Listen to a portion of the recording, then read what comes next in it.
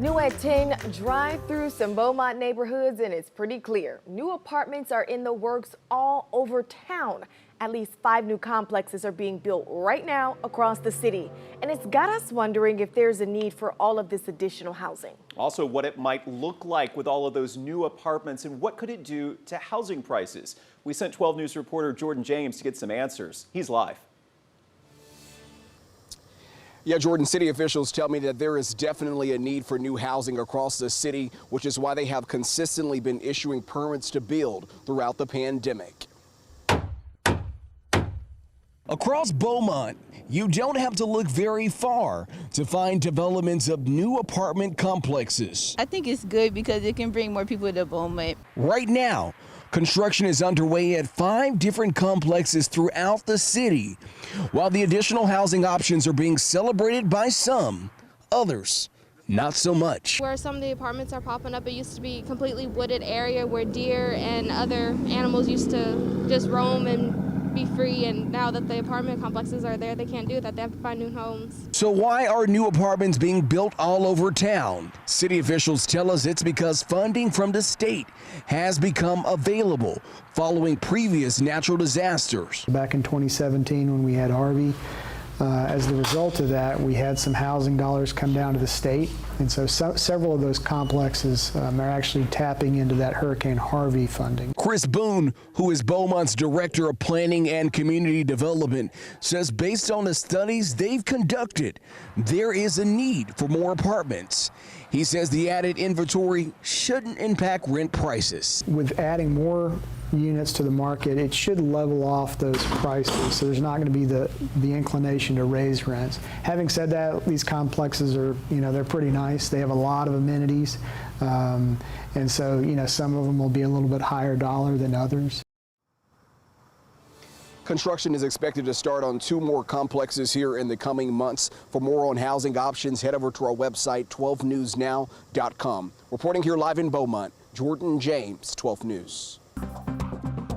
We could have a stormy Wednesday on the way. There's even a threat for some severe weather. Chief Meteorologist Patrick Vaughn in the Storm Tracker Center tonight. Sir, we need the rain, but certainly not the severe stuff. No, we're just hoping for garden variety thunderstorms tomorrow, and hopefully this will all bypass us without much ado as far as that goes, and heads on into central Louisiana off towards our east. But again, the highest risk for severe weather in northeastern zones. So here's what we're expecting: a low chance of severe weather overall, a little higher chance up towards, say, Newton County. Tornadoes, a very low risk. As far as large hail, a low chance. And as far as high winds, a low chance. And finally, a very low chance of flooding. So again, the best chances of anything occurring would be large hail and damaging winds. So we expect the line to move on into our area around noontime, maybe a little bit before and after, but we may see the sun as we head on into tomorrow evening. So it looks like western sections of our viewing area late morning, around noontime, Jasper to Beaumont, and eastern sections of our viewing area by early in the afternoon. More on your extended forecast coming up on 12 News. Tonight, we have a better look at the moment 2 robbers attacked a Port Arthur man. Now, they forced him to the ground, stole his truck, and then shot him in his own driveway. The victim and his wife shared new video with 12 News tonight. We have to warn you, this video is difficult to watch and it's even more difficult to hear. It is graphic, but the victim and his family shared it, and they wanted us to share it with you. They hope you will recognize the suspects so police can put these guys behind bars. Hey, what's wrong, man? Hey, man. Give me your wallet. The robbers came out of nowhere. I ain't got no wallet, man. We hid behind my other truck, and when I come out, they ambushed me. Where the money? Where the money? They were waiting on me. Where the money? I ain't got no money, man. 41-year-old Jason Porty may never be able to forget this. Give me the keys. Give me the keys. Come on, man. Put them down. Come on, man. Get down to the ground. They refused to take no for an answer. The guys got the keys to Jason's truck, and as they took off, they started shooting.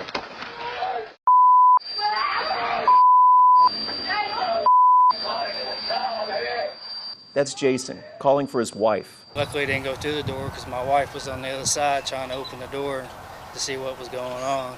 Porty still too shaken to show his face. He feels fortunate that only one bullet hit his arm. Pretty clean shot through and through. It didn't hit the bone, and it was centimeters away from hitting my artery. So we looked out there, so it was through and through. Hopefully we can catch these guys. So here's another look at the suspects after they ditched the truck and started running on foot. Their faces are tough to see, but one of the suspects was wearing a hoodie with what appeared to be a Zoo York logo. Again, this was in Stonegate off 9th Avenue in Port Arthur very early Monday morning. If you have any info, call Crime Stoppers at 833-TIPS. We're following some breaking news out of Atlanta tonight. Police have arrested a man in connection with the series of shootings at 3 different massage parlors. Investigators say 8 are dead, and right now they don't have a motive. According to police, this man, Robert Long, was captured on surveillance footage at all 3 locations.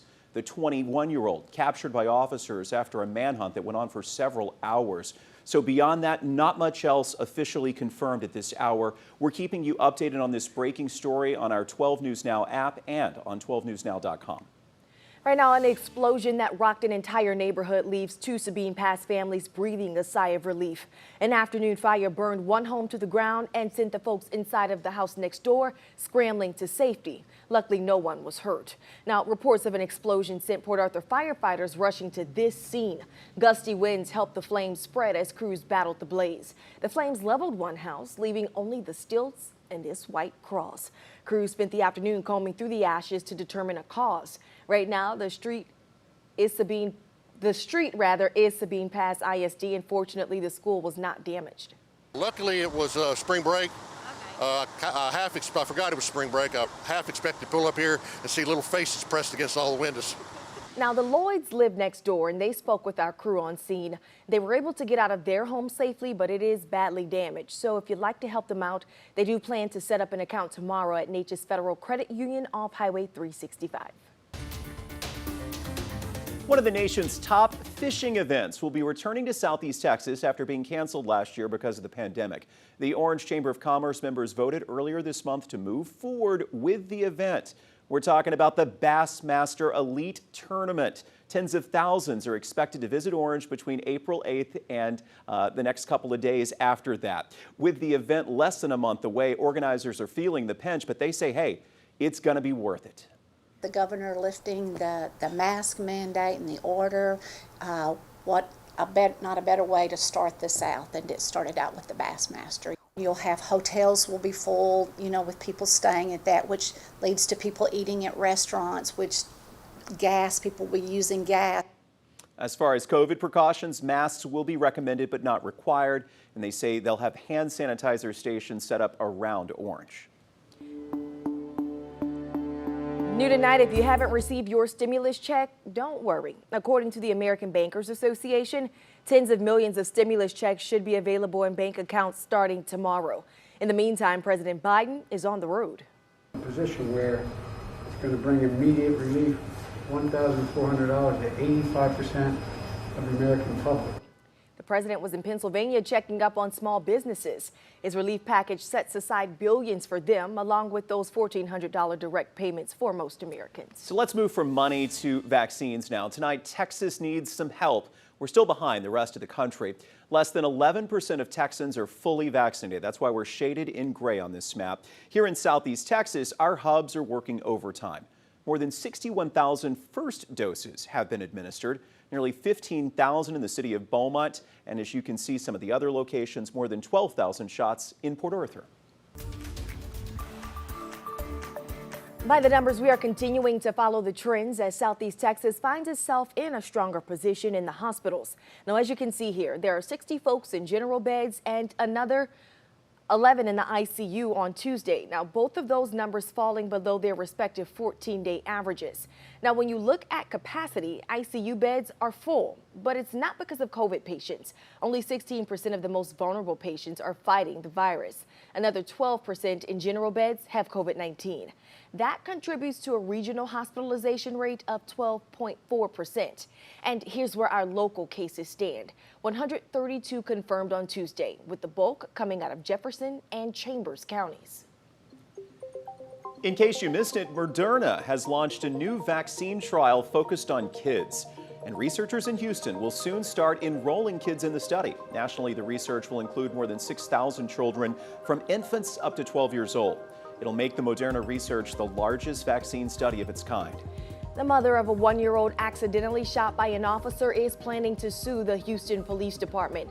Taisha Small says her baby, Legend, had part of his skull and a bullet removed. He's been on a ventilator. 2 weeks ago, she was at a gas station in Southwest Houston when a gunman running from police jumped into her car. Well, she refused to get out because her toddler was in the back seat. Police opened fire on the suspect, killing him on top of the car. Smalls, who hasn't left her son's side in the pediatric ICU, spoke for the first time today. My son has been fighting every day for his life.